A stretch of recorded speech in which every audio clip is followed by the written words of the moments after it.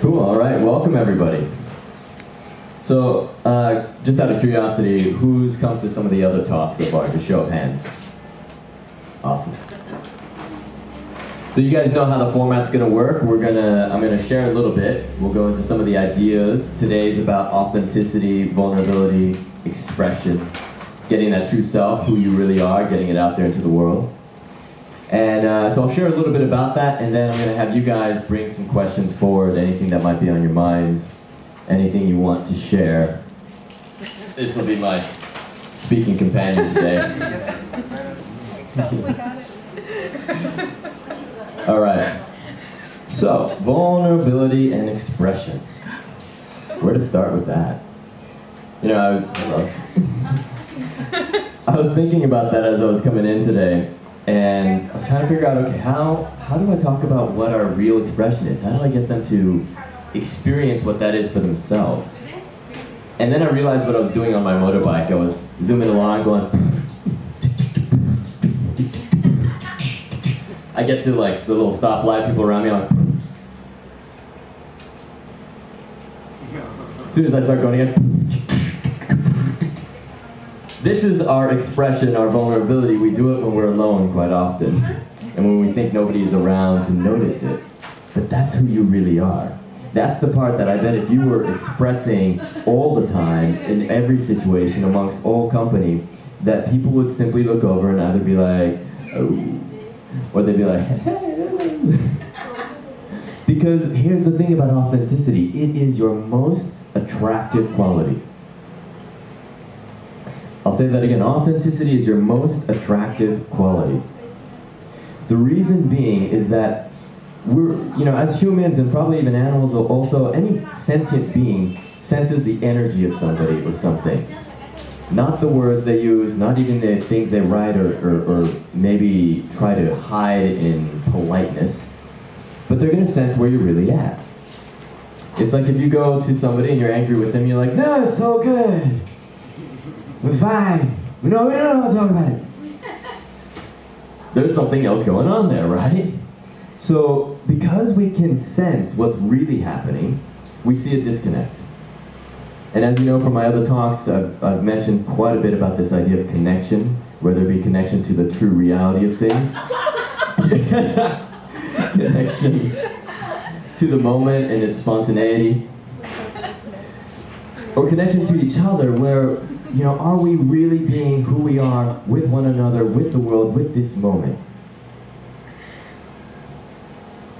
And if we're not, it's felt. Not just by those around us, but by ourselves. We sit there and we'll get frustrated. We'll have this feeling inside of both resentment to ourselves and frustration, judgment, all sorts of stuff starts to bubble up. And it's so subtle that we don't notice what it is, and instead it just starts to permeate our choices instead. Maybe at its extreme, you stop going out and socializing because like, no, nobody likes me. Well, that's because you never share yourself. Things like this where, even in a subtle form, if somebody says, hey, how are you? And you answer, oh, I'm doing well. And there's like water welling up in your eyes. They're also going to hide because they're like, well, I think something's wrong, but they didn't want to share, so I'm not going to ask because that's probably the last thing they want. When really what's wanted is, please, somebody ask me. I need somebody to hear me out right now. So vulnerability quite often is mistaken as weakness, is mistaken as this, the actual definition is an opening to wound. To be open, to be wounded. Now, that immediately has this feeling of fear because you're like, oh, no, I don't want to be wounded. But let's look at the word wounded. Wounded simply means to open. It's an opening. That's good. If we could open our hearts, open our minds, open ourselves, so that we would be vulnerable to that connection. So let's shift our idea of vulnerability. To me, vulnerability is the strongest place that you can be. Because if you're anything but vulnerable, then you're hiding something, and that's somewhere where you actually have something to lose. Because somebody could find you out. But if instead you're just showing it right outside, you're expressing it fully, there's nothing to hide. They see you as you are and you're owning it. Have any of you had a friend that's just like a complete jerk, but they own it, and so you love them for it? You know exactly what I'm talking about, right? But if somebody's a jerk but acts like they're the nicest person, they've got a candy coating, you're like, jerk.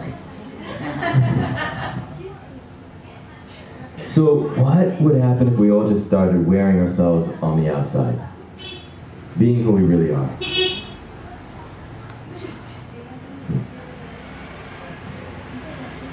I guess we have to figure out who we are then, huh? We have to know what that true self is, what that authentic core and expression is. And that has a lot of factors. Nature is one of those factors. I'll share a little Zen koan, a Zen story. I love Zen stories. Partly because most of the time they make no sense, but people leave going, that was so wise. I don't know why. So, there's a Buddhist monk, and well, two Buddhist monks actually, they're sitting on the side of a river. In the middle of the river, one of them sees a scorpion and he's stuck on a rock. He's about to be swept away by the river. And so the elder monk looks at the other one and he starts to wade into the water, pulls his robes up a little. It's hard to launder those things. So he pulls them up a little bit, he goes into the water. The other one's thinking, brother monk, don't you know that scorpion's very poisonous? He doesn't say anything though, because he figures, oh, he's the elder monk, he knows what he's doing. And so the elder monk gets to the scorpion, he lays his hand out, the scorpion comes up on his palm, and he slowly starts to wade back. And about halfway through, the scorpion, looking up at him, smiling, thinking, yeah, thank you for saving me, then stings him. And slowly, the venom is very poisonous, so it only takes a few minutes. Slowly, the monk starts to weaken a little, just barely makes it to the shore as he lets the scorpion go and he sinks under the water and gets swept away, the monk. The younger monk's going, why did he do that? Scorpion looks up at him, Scorpion can talk. Scorpion looks up at him and he says, because it was his nature as was stinging him my nature. We get to fulfill our nature. Anything less and we're not living our lives fully. When we don't live our lives fully, we're not in integrity. Integrity to me is this idea of this is where you can be, your potential, what you're able to do, and this is what you're doing. If you're not here, then there's all this gap in between that allows for doubt, fear, self-consciousness, lies, deceit, all sorts of stuff that hides itself inside. The smaller you can make that gap, the smaller you can go from what you're actually acting, expressing, being, to what you're capable of, the less there is that can get in the way, the less that actually people can call you out for. And this again is why you being authentic, you being vulnerable, is your strongest place to be. If we look at it in relationship, it's key to relationship, and yet it's probably the one place that we are very often not vulnerable. We fear being hurt. Yet if you can lay all the cards out on the table from the very beginning, then there's nothing to be hurt, because you've already kind of said, look, this is what the deal is, here's all the choices, make one. You get to communicate openly like that, and when you do, you don't have an expectation that was never expressed and then never fulfilled. I actually like that idea of these, we create our expectations, right, all the time of each other, but we never actually express it as a desire. And then we get angry because people don't fulfill it. We're like, well, you didn't know. I didn't know you would. It's going back to that first talk that I gave about asking questions, true questions. With one another in relationship, when you're being authentic, then you ask the questions of what you really want, rather than trying to coerce people into where it is you're trying to go. Maybe you want to go out on a date with somebody, and so you go, oh, do you like ice cream? No. Oh. And then you're lost, because you didn't just go directly to what you wanted. Would you like to go out? If they say no, great, now you know, move on.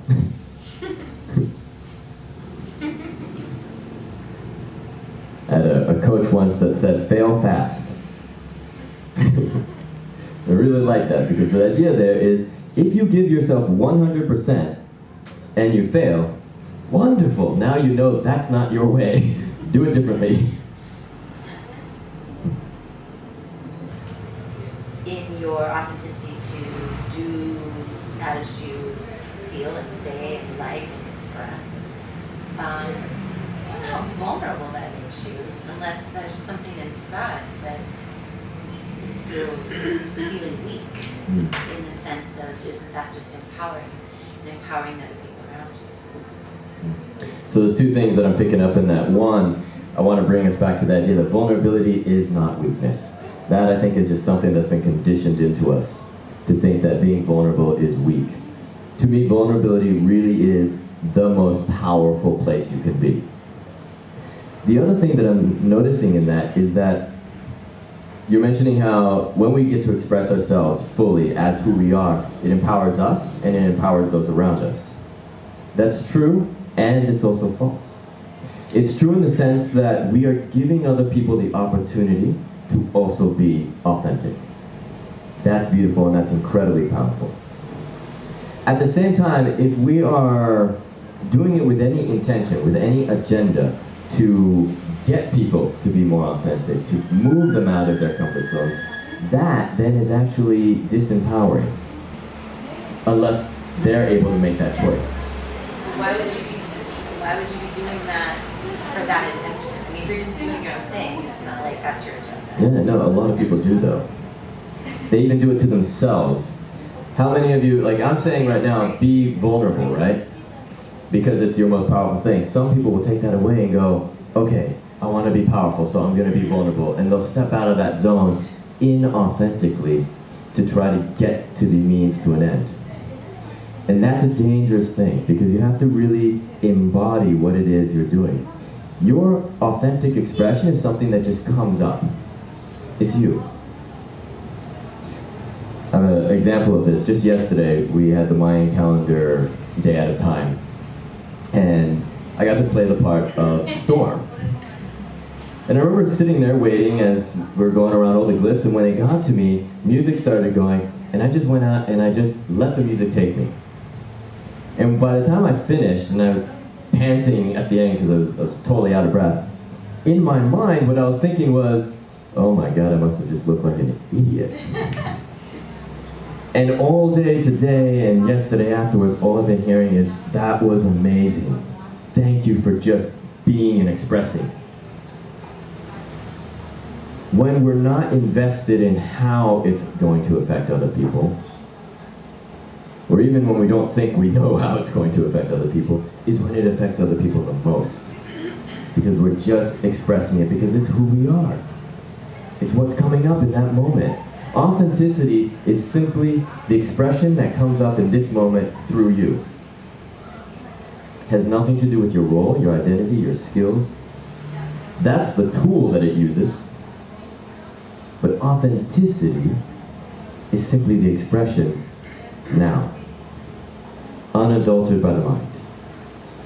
Yeah. All right, maybe Shamir, did you have a question earlier? Yeah, just something came up when I heard your question.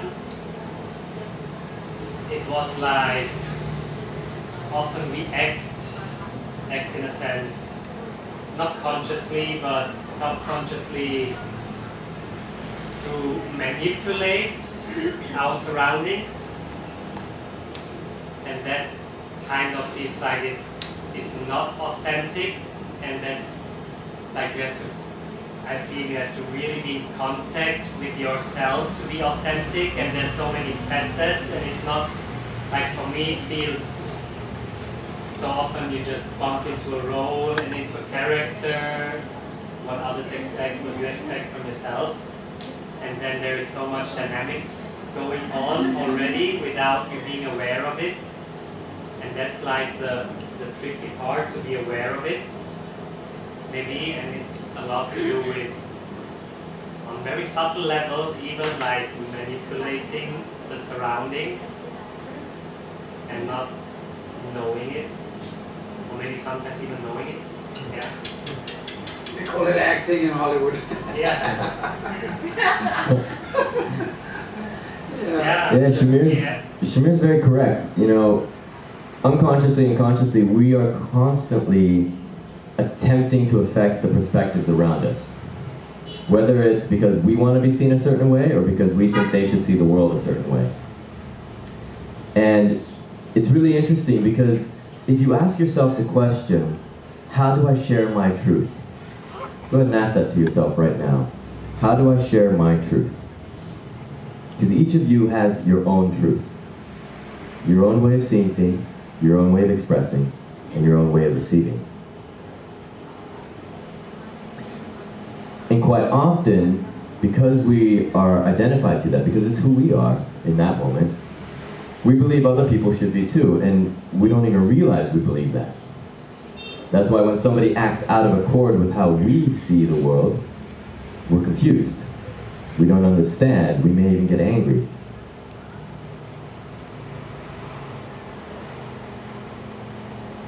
Rather than trying to get others to believe, act, understand, adopt your truth, simply be the example of it.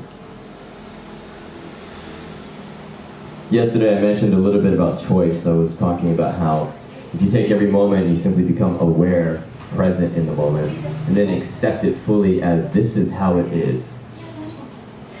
Not how my mind's looking at it, not where it might go, but this is how it is right now. Then there is the ability of choice.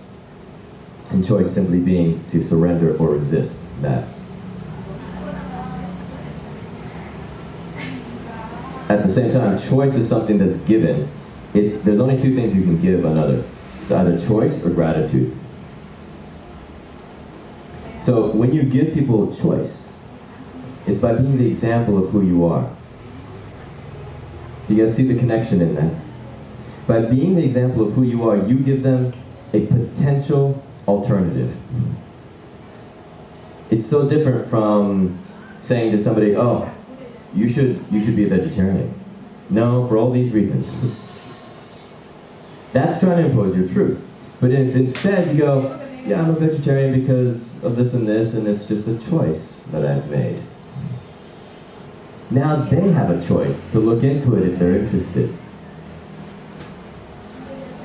Few people are grateful when you tell them what to do. Many people are grateful when you give them a choice of what they can do. Shamir, you look like you were going up there again. Your job? Yeah. Yeah, then we'll come back to you. How about you? Well, you first. Well, the vulnerability we're just talking about, that's your asset. I mean, vulnerability equal asset in terms of, that's your supposedly the most authentic person that can have to that. And if you play football in America, you tap your vulnerability, your asset, you protect your quarterback all the time. Yeah. In terms also in financial terms, you cannot be vulnerable. You cannot be vulnerable. You cannot be vulnerable in terms of exposing it in either even your friend knowing it, or even worse part of the enemy knowing it. So how do you Yeah. There's a great story about, I can't remember the woman's name, but she wrote a book on both kind of vulnerability and just traveling through the flow of things, synchronicities and things. And at the beginning of it, she's hitchhiking. She's an older woman, she hitchhikes, she gets in this truck driver's cab. They start to go along, and she immediately, as soon as she got in the cab, she realized she'd made a mistake. She could feel this guy had an agenda, and he was probably going to assault her, rape her, or something. He could just feel it, or she could just feel it. What does she do? She becomes vulnerable. She turns to him and she goes, I'm really, really tired, I'm just going to take a nap. And so she sheds all protection, and she just goes to sleep. Not insincerely though. She did it where she really just said, you know what, I'm going to trust. And she went to sleep. The guy, out of just some deep moral seed, was like, well, now I can't do anything. She's so innocent. She's so vulnerable. He actually ended up touring with her for the rest of her thing. She was doing like research for this book. So here's the thing about vulnerability is, you're right. At the surface level in society today, there is this sense that if you open up and you let somebody see your weaknesses, your vulnerabilities, that they can harm you. There's a balance to that though. See, they're doing it because they're seeking something. Yeah, they're doing it because they're seeking something, right? I'm saying your vulnerability is your deepest core. It's your most beautiful part. It's the thing that actually shares the most with others. So that same person who might take advantage of it, when you show your vulnerability, connects with that at the same place inside of them. And all of a sudden, all the other stuff that they're acting out from goes away because they don't need it anymore. They were acting out from there because they just wanted to connect in some way, and maybe it got perverted somewhere along the way, maybe it got driven by power somewhere along the way. But what all they wanted was connection. And then you just gave it to them. I know, it means taking a leap of faith. It means being the first one to strip down, stand naked in front of the other and say, hey, I'm here. Where are you?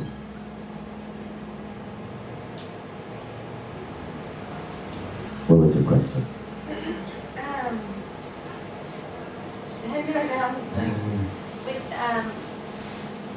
you know, with the whole putting it out there thing, I do that a lot, especially with songs that I write. I just throw it out there, and don't write. I find that I'm okay with it, but every once in a while, I forget that I'm okay with it, or there's like a fear wave, you know, and I just, sometimes it's like, I know that that's not reality, but, yeah. And like you were saying, you know, when you went up and you did the storm thing, and everyone's like, oh, it was fantastic, because it was, like, good job. But, you know, in your mind, you were like, wow, I bet I just look like an idiot. How do you, I mean, does that make sense, what I'm saying? Yeah. How do you counteract that fear wave? Yeah. How do you, like, lessen it so that it's less of a vibration? What I feel from that, what I'm getting is that when that fear comes up, it's because there's some self-doubt. There's something about ourselves that we're thinking, oh, no, this isn't going to be seen right, they're not going to really see me, that all this stuff. Yeah, you're not, because you're actually still hiding something from yourself. Let's see if I can explain this. Sure. On the football analogy. Okay, so how many times have you seen, say, a wide receiver running down the field? He's got a goal in mind. He's focused. He's got to make this yardage for the first down or the touchdown. He goes up. He extends himself. He's totally open. He knows the strong safety's coming. He's about to get clobbered, and it's going to hurt. So he goes up and he catches that ball anyway. He grabs it, he pulls it in, and he achieves his goal. So sometimes in order to achieve our goals, to win, whatever that is it's to show love, happiness, give happiness to somebody else, whatever that goal is, we have to put ourselves out there in a position of vulnerability. And sometimes you get hurt in the process, but we still make that touchdown. Yeah. No, that's perfect. It's this idea from what I was sharing yesterday, be 100%. When we're fearful about something, we hold a little back. The moment we hold a little bit back, then we are vulnerable in the sense of a weakness, because now we've created a little hole for somebody to come along and puncture or reach us in a way that we haven't actually said, hey, you can connect with me here. We're hiding something from ourselves.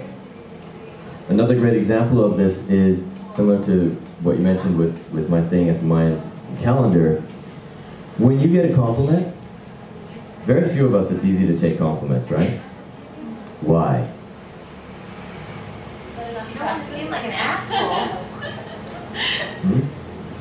Somebody is paying you a compliment, is saying, wow, you're beautiful, wow, you did a great job, or you sing amazingly, or all these different things. They're paying you a compliment, and we have such immense difficulty taking it in.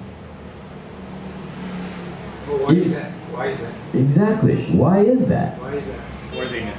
Please, because we can't hear it from someone else until we've heard it from ourselves. Thank you. If we don't believe ourselves, why would we believe? Exactly. That's exactly what it is.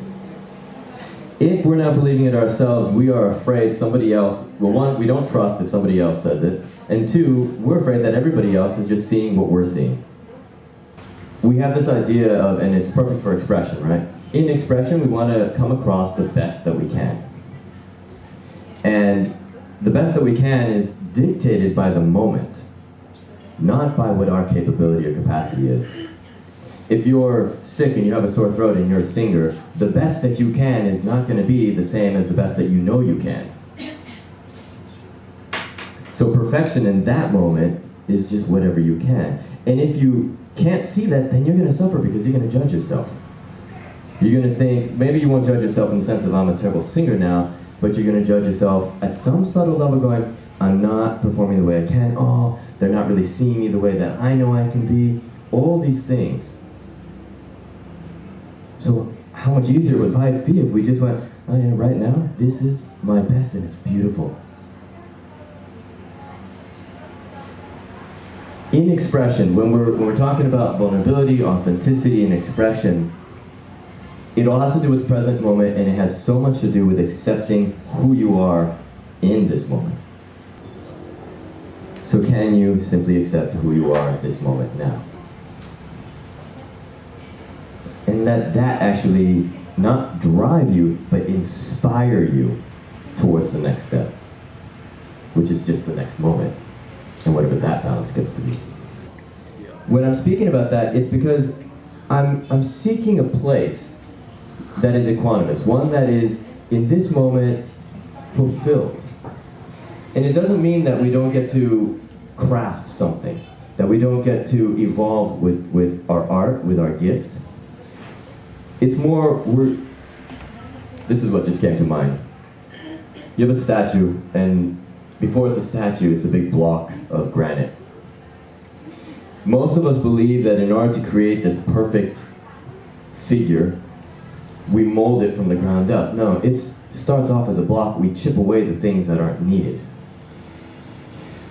If you look at it in that way, then what's happening is not that you are adding anything, not that you are improving, but rather you're just getting the stuff that was in the way of you recognizing who you really are as is. And that's the part that I'm kind of shortcutting to. I'm saying when you are authentic, yeah, you're there already. You are that beautiful image that is there in that moment, and it's going to change in the next.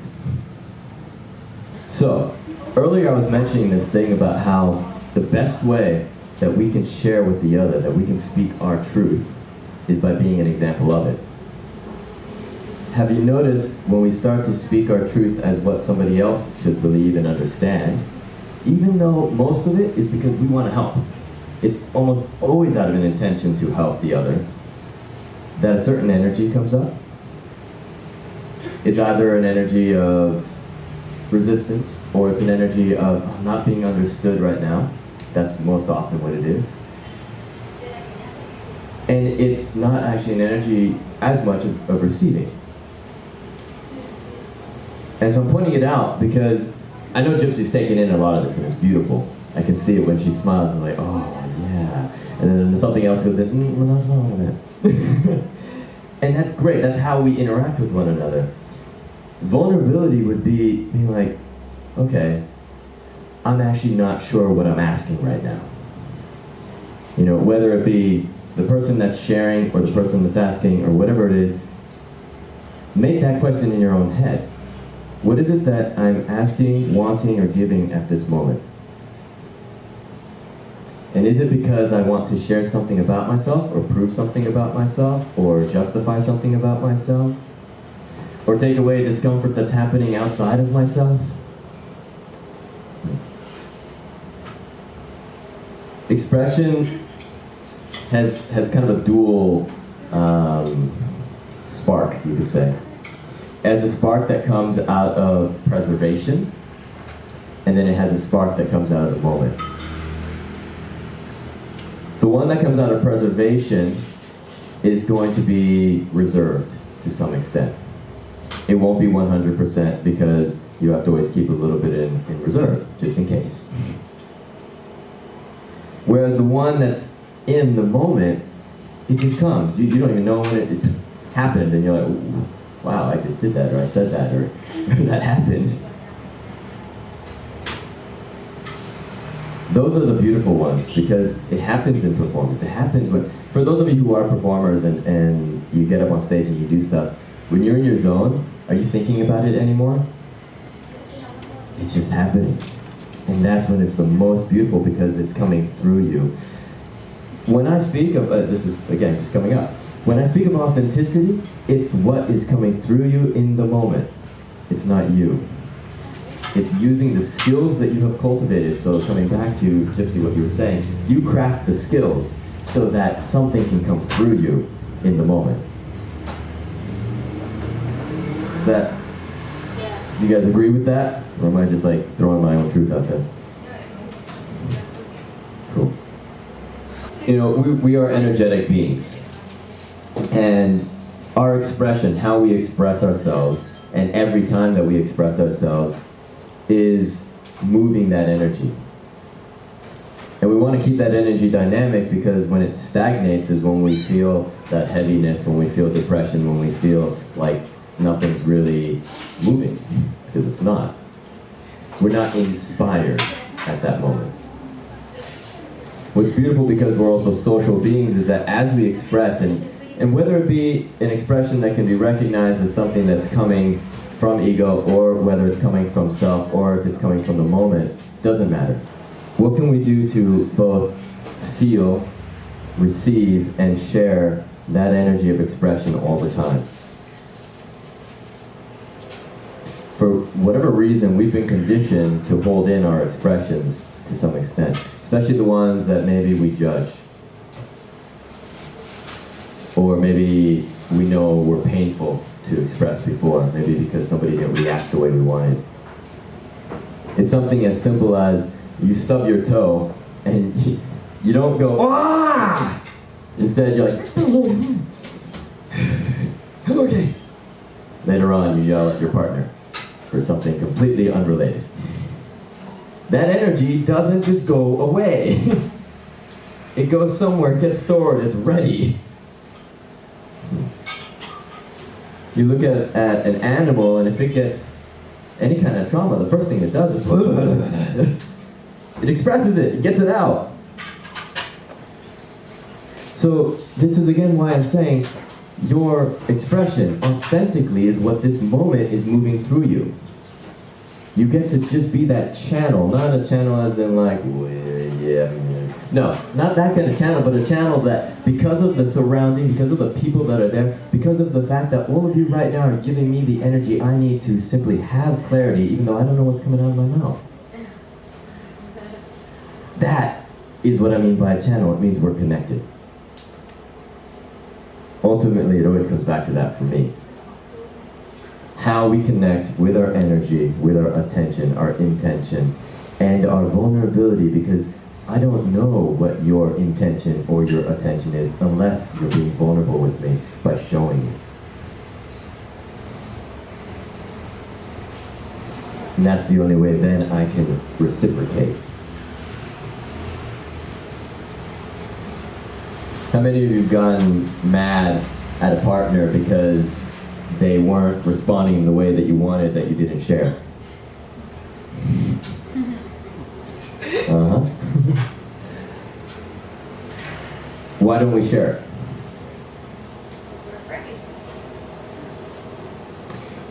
What could be worse than not having been able to give what it is or share what it is that we wanted to express? What could be worse than whatever reaction we've made up in our mind might happen? Not knowing. Because in not knowing, it stays with us forever. Whereas knowing, it's then done in the moment and you can move on. Another Buddhist Zen koan. This is a good one, it's a classic. Again, two monks, they often walk in pairs. Buddy system. In case one trips on his robes. So, two monks, they're walking along, and again, at a river. This flowing river has a lot to do with like the Tao and the way, and it's very metaphorical. There's this river, and then there's this woman. And the woman's looking at the river going, well, I don't want to get wet. So now, the elder monk again, this guy's a kinky guy, he goes over and he says, lifts her up, and he walks across the river with her, and he puts her down on the other side. The other monk follows. And the woman goes on her way, and the two monks continue their way. And the younger monk keeps looking at the elder monk with this suspicious eye, like, finally he says, brother, is there something wrong? Yes. You know the rules of our monastery. We are not to touch women. We are not even to think of women. Oh. Yes, but I put her down way back there at the riverfront. You've been carrying her since? When we don't act, express, be in the moment, then we walk around with it in our minds wondering.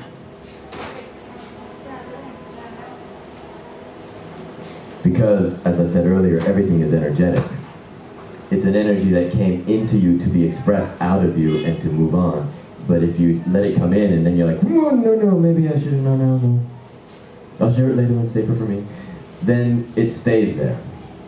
And I can guarantee that the next moment that it's appropriate for, that it's the perfect balance for, isn't going to come along for a while. And you probably won't recognize it because you're going to put up so many thoughts and ideas and stories in front of it.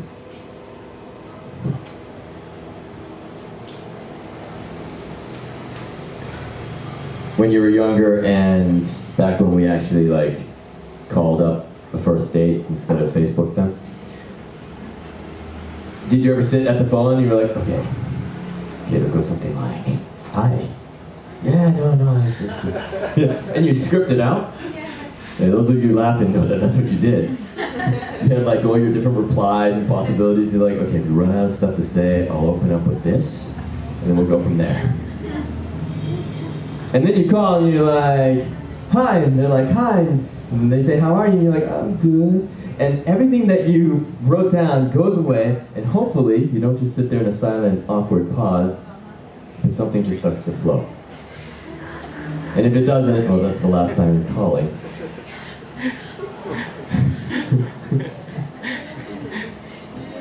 We try to script and plan too much when it comes to how we get to express and connect with one another. Because we don't know how it's going to happen until it happens. And the most beautiful way that it's going to happen is in the moment.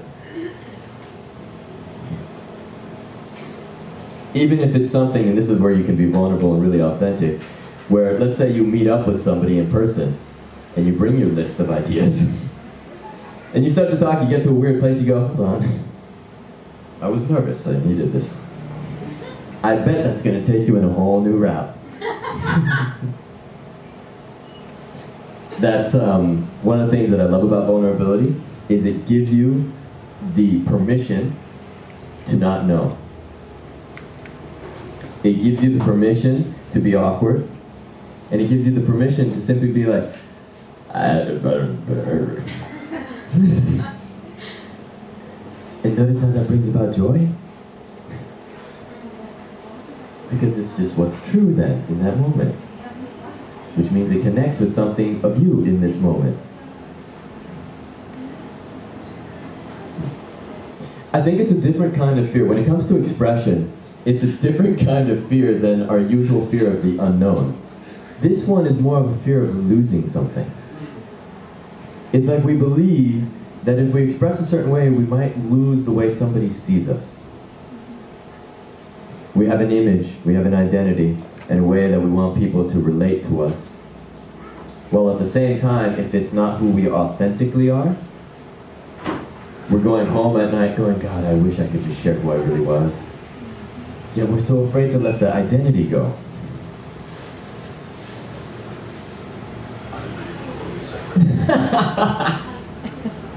I'm just interested actually.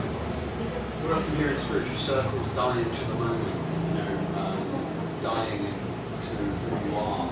And I was just interested in what your opinion of that phrase is, because I think it ties in with what you were just talking about. Yeah. I think it's surrender. It's just surrender. Yeah. Can you trust that this moment has your best interest involved? And it doesn't mean your best interest in what you desire. Desires are normally based off of a craving to fulfill something other than what you really want. It's kind of like that thing that I said earlier of not asking the direct question, where you want to go out on a date with somebody and say, hey, do you like ice cream? And they say no. Your desire did not get fulfilled. And that's what we normally do with desires is we go, I want to be happy. And so I need to make a lot of money so I have the freedom to be happy. And so you go and you make all this money, you're really unhappy making the money, and then you have the money, but you don't have time, so you can't do anything. And so you think, I need a lot of time, so I'm going to make a lot of time. And you keep doing all the stuff to get to where you want to be, when all you have to do is choose it. I used to give review sessions back in college on religious studies, and I would always open up at the beginning of the year. I'd say, 600 students, and I'd go, so why are you guys here? And, well, so we can get a good grade on the exam. Oh, okay. Why do you want a good grade on the exam? So that we pass the class and to move towards our degree. Oh, okay. Why do you want a degree? So you can get a really good job. Why do you want a really good job? So that we can just have a lot of money and do what we want. Okay. So why do you want to do what you want? Well, because it would be just so much easier to relax and just, you get to chill out with friends and not have to worry about all this stuff. And great. If you weren't here at this review session, what would you be doing right now? Well, I'd be relaxing and chilling out with friends. Why do we complicate it?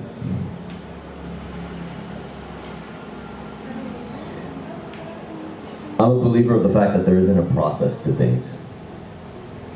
Everything happens in this moment if you surrender. That means every choice, every intention, every desire, every manifestation that you want happens right now. It's just the results that take a little while because you have to get out of your own way to recognize them. Does that make sense? You said you don't believe there is any process, you said? Yeah. For something to actually happen, to begin, there is no process. It's instantaneous. The moment you think of it, intend towards it, want it, believe it, choose it. The results of it, though, that takes time because we're in our own ways. You had something in the lower there. Is it still there? How do we get out of our own ways? Ooh. We'll come to that in a moment. Did you have something? What if you feel that your authentic self is in some way confronting other people and how to deflect that kind of fallout? I'm talking as an artist because when you decide that you want to be a full-time artist, you often have voices coming at you from other people who perhaps tried it and decided it's not for them, saying that it's a very, very hard thing to do. And of course, those voices do play in your head. Not that you can't do it, but just that it's a very, very hard thing to do. So, I mean, how to sort of deflect that in a way that you're not kind of giving your power away by engaging with it. You will take on your power and express it fully when you're not doing something that isn't your authentic self. So here's a choice, right? We often do take on careers or jobs or other things because we're seeking something else to lead us back to what we want. And that's what I mean by the process that takes us around in this complicated circle. And that's the only reason those kind of complications come up, is because you're in a position that you're not allowed to be yourself. So then you might need to change what that position is. Does that align with the saying that if you are in your authentic truth, then everything flows? There is no resistance, and if you are not in your authentic truth, then you get more resistance and things feel like an effort. Yes. Yeah.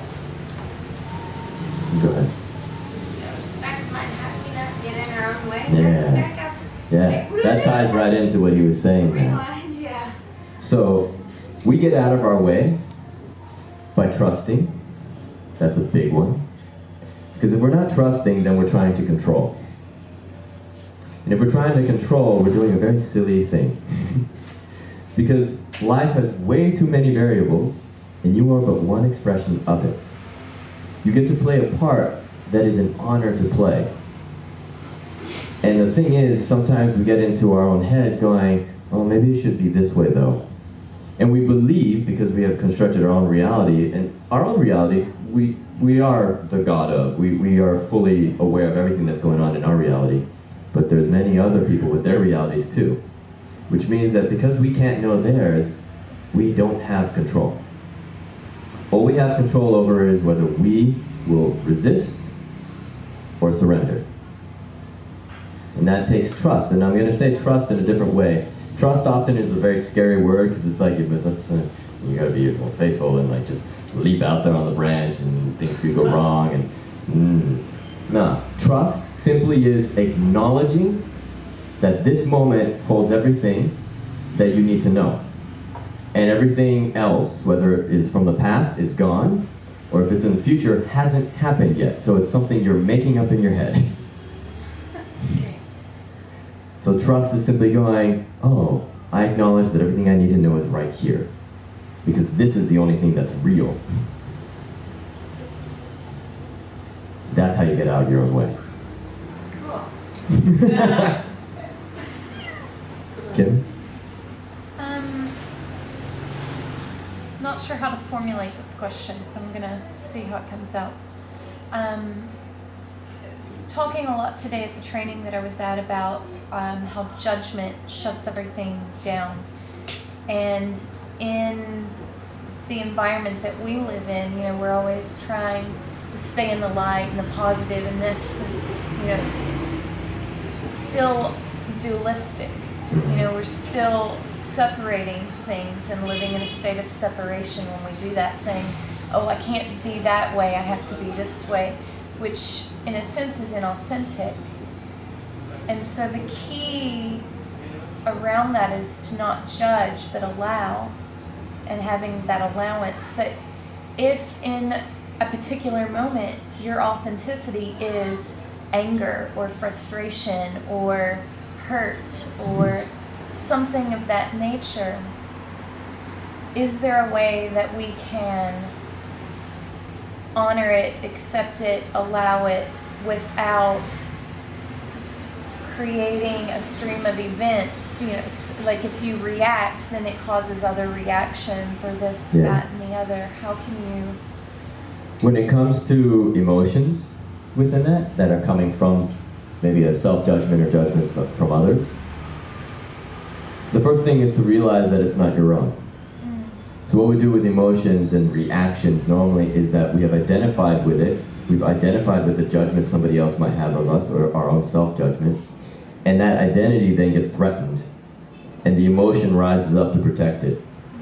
And so you're angry, and you say, I'm angry. Are you angry? No, you're Kim. You're feeling anger. Right. That's the difference. Can you step out of it and go, oh, there is an energy, a quality of it, and it's anger, and it's coming up in me. Look at it that way, communicate it that way, and then you can still express it. Don't be identified to it. And again, that really just means learning that it's not personal. You know, you hear that a lot in this kind of community where don't take things personally. There's so many other puzzle pieces, and knowing that allows you to go, oh, okay, this isn't all on me. There's other variables that are leading to the situation and circumstance of this moment. That gives you the freedom then to just partake and not have to defend or feel like the burden of everything, the responsibility. We talked about that last night in a conversation where this idea of responsibility, it stems from expectation. It stems from this idea of duty, what we're supposed to do, when really all it is the ability to respond, responsibility. Can you be present in this moment to know what the response is?